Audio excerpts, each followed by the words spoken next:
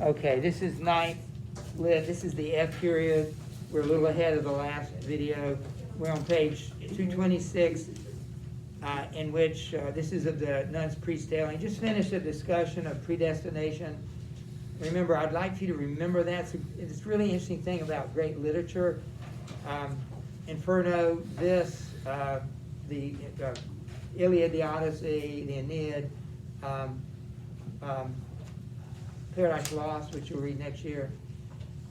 It's amazing the subjects that come up. It's not just a story, and that's all there is. There are all these other side things that you can learn. For instance, in Inferno, there are references to astronomy, medicine, history, literature, mythology. There are all sorts of things that come up in that story that they don't divert you. They just make it more rich, and that's so your focus is challenged.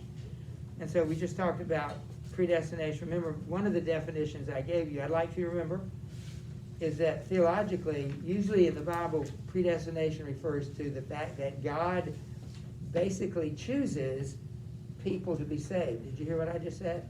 He chooses people to be saved. Yeah, that's what the Bible says. It's what Paul says. Now, a lot of people, there are usually two ways to interpret that. I think I mentioned this yesterday. If you're a Presbyterian, you would say that God does all the work, and he first he regenerates our heart, then we choose him. But first he regenerates. I think say Baptists would agree with that too. But one difference is I'm just using an example because I know they would probably agree with this, that they believe that God sees down the future, that you're like from the beginning of time, he looked down the future and saw that you were going to make a decision for Christ.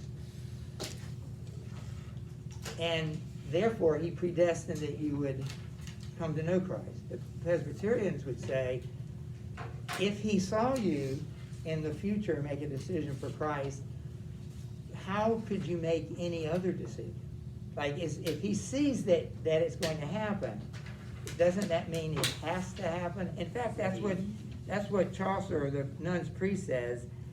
He says,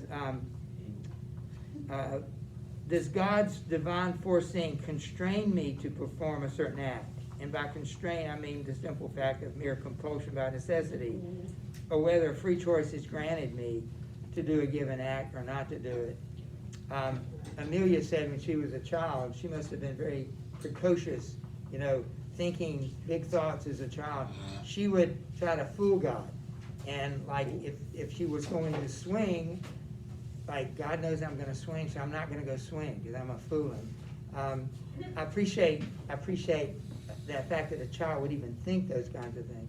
But anyway, you'll have to decide as you grow older, what do you think the Bible says? There'll be Baptists and Presbyterians who believe different things about predestination in heaven. It's not going to keep you out of heaven or in if you believe a certain thing. But I think it's really important, so please go after it. So that's where we ended. We are on page 226, and I'll just read this little paragraph and it's really a stanza, but I'll get you helping me here. But I decline discussion of the matter. My tale is of a cock and a clatter that comes of following a wife's advice to walk about his yard on the precise morning after the dream of which I told. And then he gets off the subject again. So Campbell, would you get us started? Sure. By the way, we should be around. Number 9. Yeah, we just did not remember. He does ignore his own wisdom, and Celeste ingeniously pointed out because he didn't want his wife to think that he was a chicken. And I think there is actually something to that. He says, I defy my own dreams, the own warnings that I get. I'm gonna not listen to them because I want to show her I'm brave. That's kind of and we just did predestination, number 10. So the rest of the story, it ends really cleverly. So just notice what happened. You can start. Wait, where do you want me to start? A woman's counsel is so often cold. A woman's counsel is so often cold. A woman's counsel brought us first to woe, made Adam out of paradise to go. for he had been so merry, so well at ease. But for I know not whom it may displease, if I suggest that women are to blame. Pass over that, I only speak in game. Read the authorities to know about what has been said of women, you'll find out. These are the cock's words, and not mine I'm giving. I think no harm of any woman living. Keep going. Yeah, but do you see the disclaimer? You know, he's talking about, you know what he's talking about? He's blaming women. He's kind of blaming women for things. He says Adam followed Eve's advice, and Chanticleer is following his Pertolote's advice. Turns out that Chanticleer's dream, we've already pointed out, is true. Well, we'll find out that again. Anyway, he's trying to get off that subject. Merrily in her dust bath in the sand lay Pertolote. Her sisters were at hand, basking in sunlight. Chanticleer sang free, more merrily than a mermaid in the sea. For Physiologus. Physiologus reports the thing, and says how well and merrily they sing. And so it happened, as he cast his eye towards the cabbage at a butterfly, it fell upon the fox there lying low. Gone was all inclination then to crow. Cock, cock, he cried, giving a sudden start, as one who feels a terror at his heart.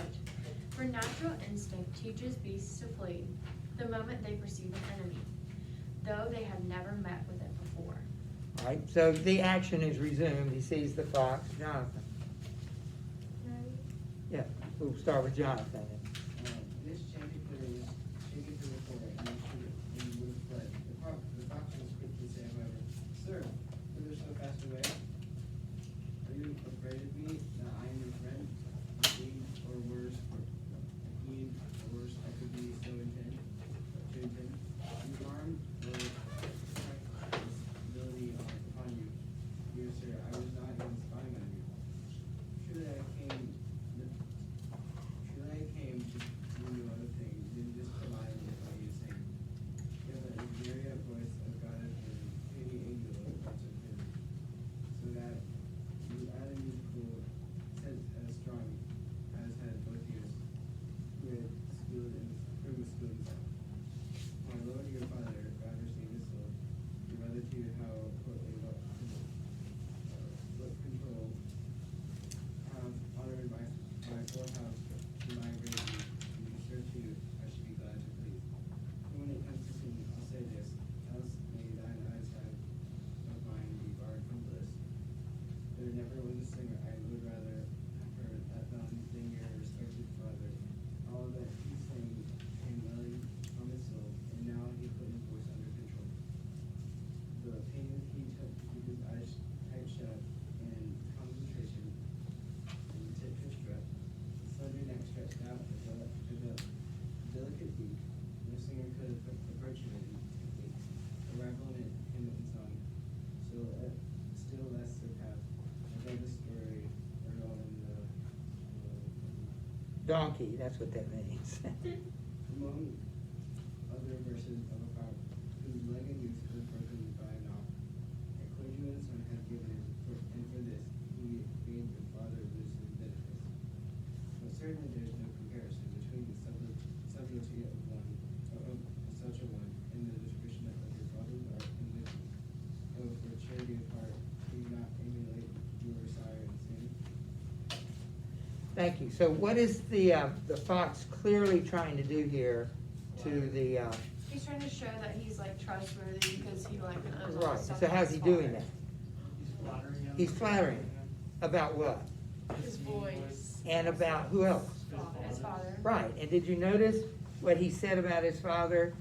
The pains he took to keep his eyes tight shut and concentration, then the tiptoe strut, the slender neck stretched out, the delicate beak. You see anything interesting in that? Very descriptive. To a T, which means he either knew him and he ate him, or he knew him and he left him alone. So he probably ate him. But just keep in mind, you're right, but you keep in mind the pose that you see. Also, the way that he says pain to keep his eyes shut tight, I'm like, why would you mention pain? Yeah, It's 'cause good he point. ate him. He ate him. And then the notice this too, that the slender neck stretched out. Just keep that in mind as well. Yes, Tim? I feel like, this story is really meant to embody the stereotype of like I don't know if it's like dumb chicken or like prideful chicken and sly fox.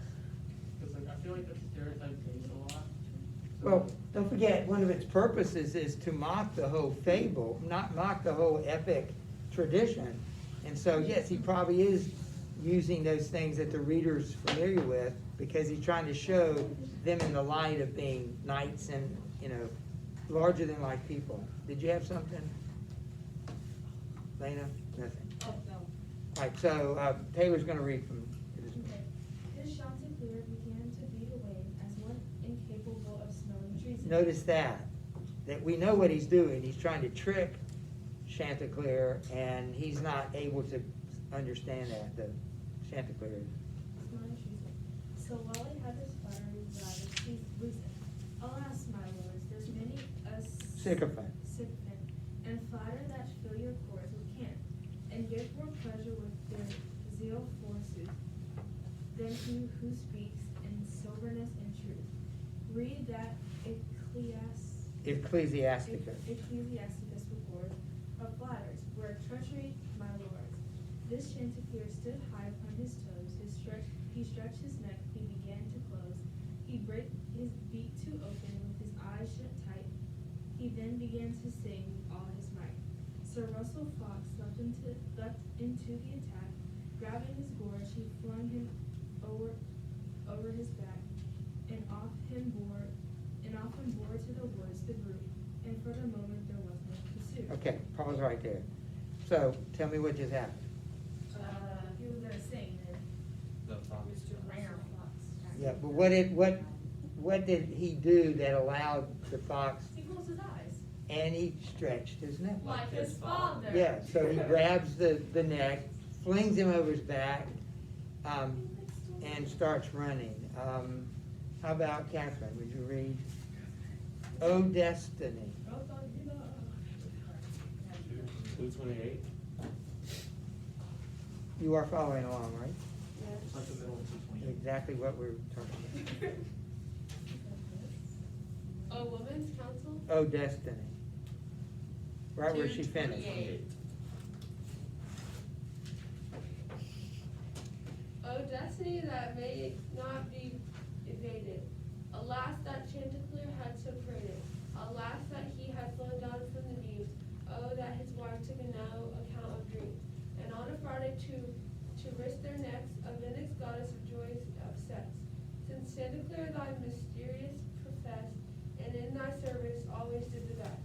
And more for pleasure than to multiply, his kind on thine own day is he to die.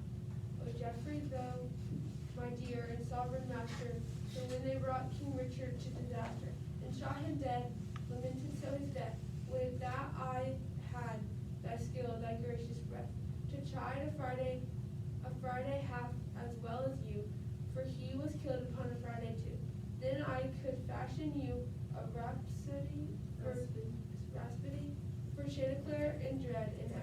So I think if you look back in sort of history, you'll notice, well, we've reserved it. We have a Friday the 13th. What's so special about Friday? There are a lot of, every month has a 13th in it, but rare to have a Friday the 13th. There's something in history about bad things happening on Friday, and it probably comes from the death of Christ, which of course the crucifixion took place on a Friday as well. Yeah. Can I just Yeah, can you read before you go? I'm sorry? Can you read before you go? Yeah. Did you have a question? Why is it known as a bad day if it's resurrection, which is him fulfilling prophecy also? It's on a yeah. Sunday. Oh, I thought you said he came back on a Friday the 13th. I thought it was Okay, before sorry. He was resurrected on a Sunday, that's why we had Easter Sunday. Go ahead. Sure never such a cry or lamentation was made by ladies of high Persian station. Can you make sure you pay attention to this? This is a great example of the mock heroic, because of what he is comparing. What has happened? You got the fox running away with the rooster, and then all the animals in the barnyard start to raise Cain, especially the hens, and they're the ones he's talking about now. And he's comparing them Oh, to the Trojans. and the two other, there are three different scenes he's comparing them to, so let him read that, and then you tell me the other two. When Ilium fell, and Pyrrhus with the sword grabbed Priam by the beard, their king and lord, and slew him there as the Aeneid tells, as what was uttered by those hymns. Their yells surpassed them all in palpitant fear, when they beheld the rape of Chanticleer. That means theft, or in this case, the theft. He took Chanticleer. He robbed. He took her. He kidnapped him. That's what it means in that word rape. There, it means that pillage or thieving. Dame Turtilla emitted sovereign shrieks that echoed up in anguish to the peaks, louder than those extorted from the wife of Hasdrubal when he had lost his life, and Carthage all in flame and ashes lay. She was so full of torment and dismay, that in the very flame she chose her part, and burned to ashes with a steadfast heart. O woeful hens, louder your shrieks and higher, than those of Roman matrons when the fire consumed their husbands, senators of Rome, when Nero burnt their city and their home. Beyond a doubt that Nero was their veil. So the mock part is revealed in the way that he compares this scene to 3 incidents in history, And the first one is the Trojan War. right? And, let's see, there's more, then there's also, what's her name? It's Aeneas's girlfriend. Dido. Yeah, her, I hated her, I'm sorry. So, the Queen of Carthage burning herself alive, and then also Nero, allowing Rome to burn. Right, so that's an exaggeration, which is, these are just chickens, and it's just a rooster, and it's just a fox. Yes. Neil, would you start there? And please, I hope you're all paying attention to what we're doing, and not trying to do something else. Everybody right? Yeah. Now, let me turn again to tell my tale. 229, Oh, right where we left off. It's a good sign. If you don't know where we are, then you're probably not paying attention. Please try to remember where we are.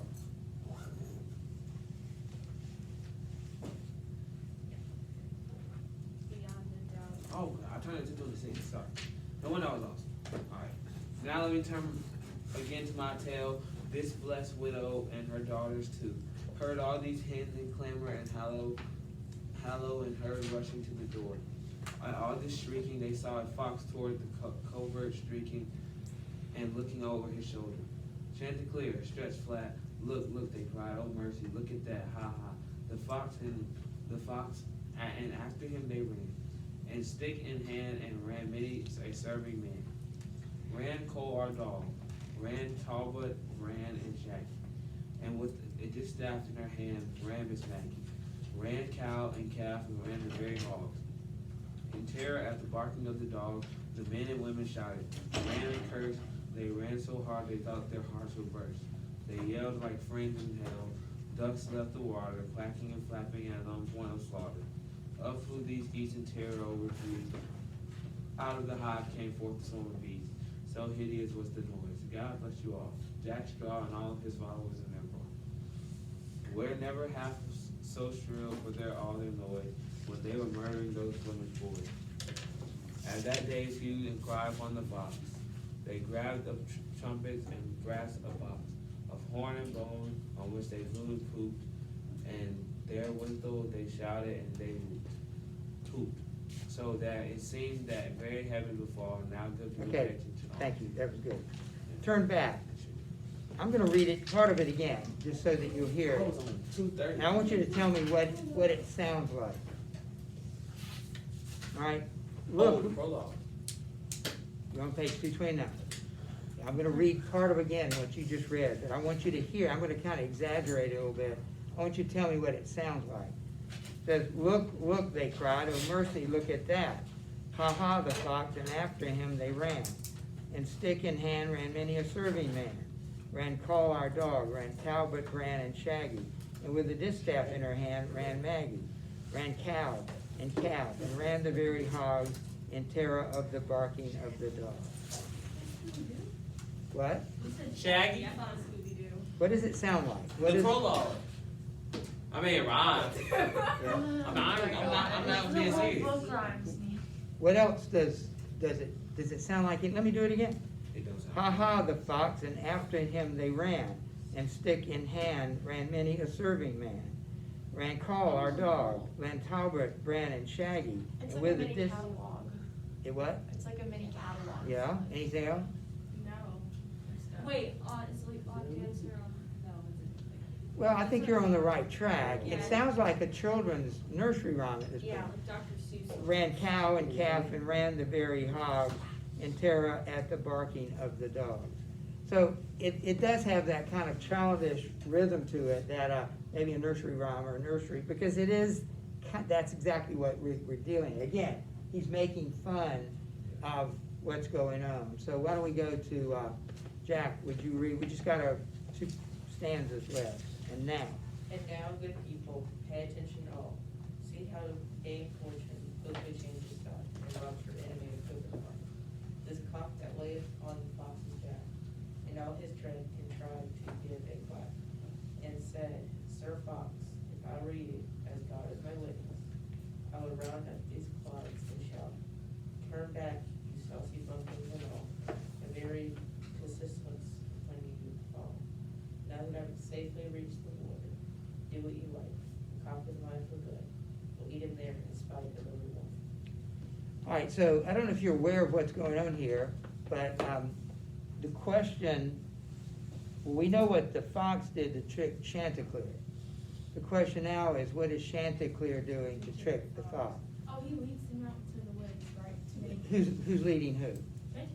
Well, man, who's got who in his mouth and running? Oh, the fox does. Right, so Chanticleer's not doing anything, but just going along for the ride. He's kind of just like saying things, like, I don't know, if you really get into the back. Well, go more with that.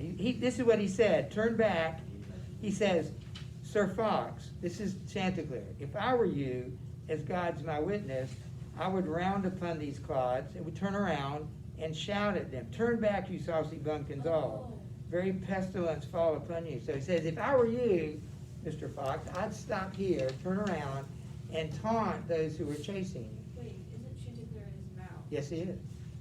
That's the joke. So he's trying to Go, distract. go on, what's, So if he's yelling, he can't really yell with a chicken in his mouth. So? You have to put him So down Chanticleer can- and then yell at him. then what's Face him. Chanticleer gonna do? Run away. Yes. He Read- uses read- like the fox's pride It's in real to. life, like That's a right. chicken talking to a fox. Talking Hey, about, hey, yo, put me down, help me, go taunt them. And like, It's very adaptable. You can very much adapt this to, A fox. Lena, read for me. The fox replied. The fox replying, Faith, it shall be done, opened his mouth and spoke. The nimble bird, breaking away upon the uttered word, flew high into the treetops on the spot. And when the fox perceived where he had got, alas, he cried, alas, my Chanticleer, I've done you grievous wrong, indeed I fear. I must have frightened you, I grabbed too hard, when I caught hold and took you from the yard. But sir, I meant no harm, don't be offended, come down and I'll explain what I intended. So, help me God, I'll tell the truth, on oath. Okay, pause. What's the fox trying to do now? lower him back down. Right, like where he Back started. down. He's trying to do the same thing. I have to admire him. He doesn't ever say, oh, you got me, I'm defeated. No, he just keeps trying. Keep going. Because he knows that the chicken he's No. not a easily. And he thinks fast on his feet. Lane. No, said the cock, and curses on his bow. And first on me if I were such a dunce, as let you fool me oftener than once. Never again, for all your flattering lies, you'll coax a song to make me blink my eyes. And as for those who blink when they should look, God blot them from his everlasting book. Nay, rather, said the fox, his plague speak flung on all who clattered that should hold their tongue. Yeah, just finish it. Lo, such it is not to be on your guard against the flatterers of the world or yard. And if you think my story is absurd, a foolish trifle of beast and bird, a fable of a fox, a cock, a hen, take hold upon the moral gentleman. St. Paul himself, a saint of great discerning, says that all things are written for our learning. So take the grain and let the chaff be still, and gracious Father, if it be thy will, as saith my Savior, make a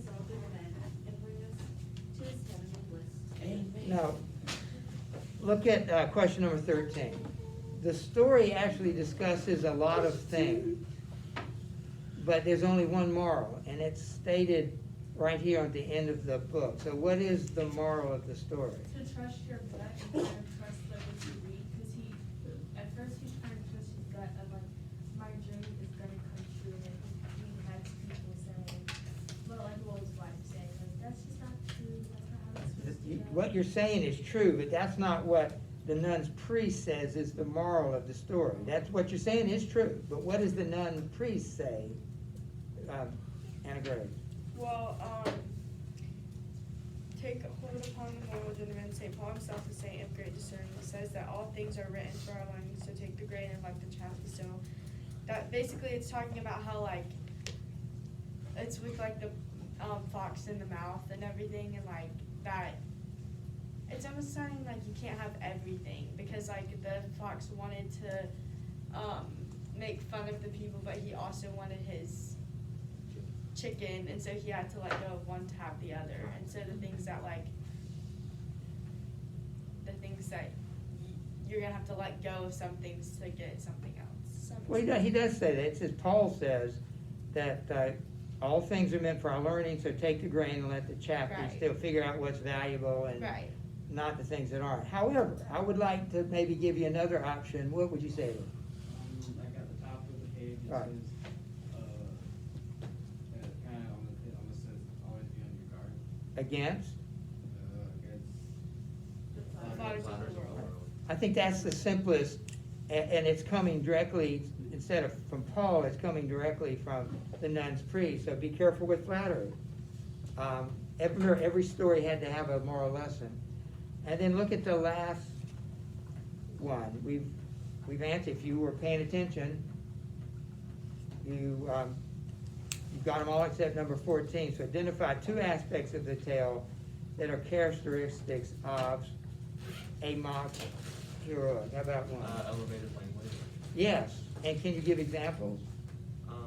Just a lot of like, well, when you said like madam and like lord and stuff like that. And all those big words like predestination and timorous poltroon, and I was trying to find some others, discreet, debonair, deportment, phi. Would the references to epic poetry also be example of elevated language, because you have to Sure. have read the stories to understand the references? You said depar or oh, sorry. You're fine, wisdom. Oh, you said depar. Debonair. Oh, depar. It's one of our words when we ever get to that.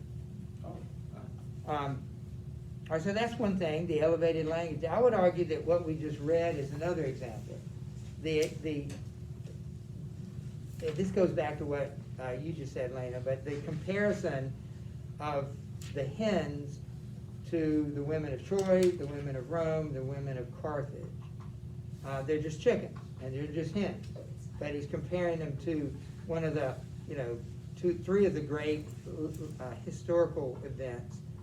And so that's another example of it. But I like what you said, Owen, about the language, because to me that's the most fun thing to notice. Notice that they're treated like lords and ladies. You could add that. They talk like lords and ladies, and they're just chickens the whole time. All right, so we have 5 minutes. I want to just introduce this next story that we're going to read. At some point, I will check that. It actually happens to be on the next page. That's why we read it.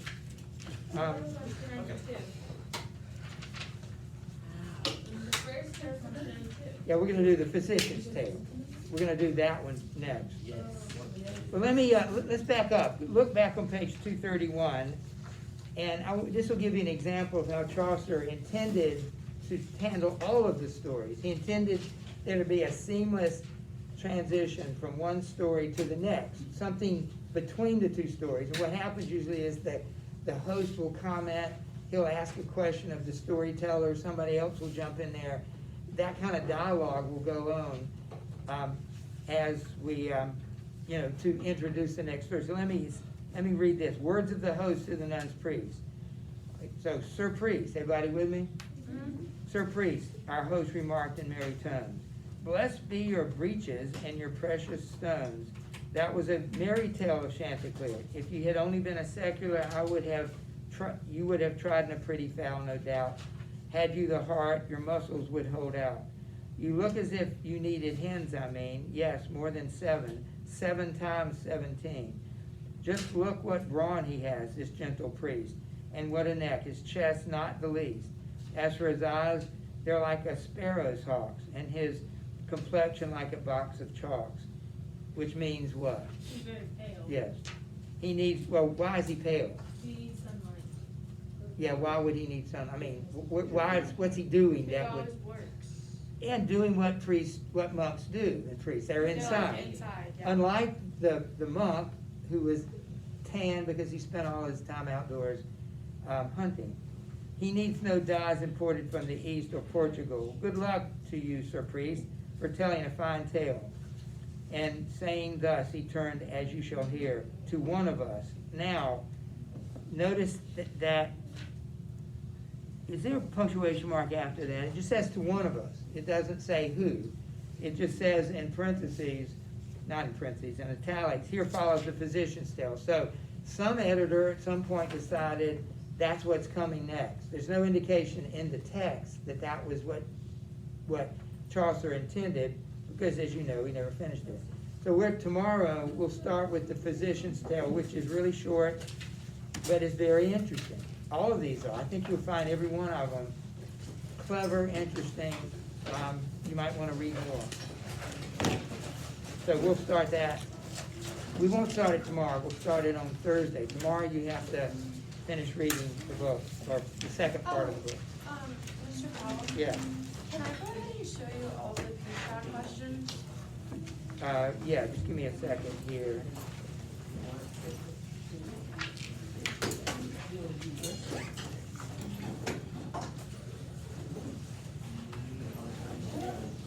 I used to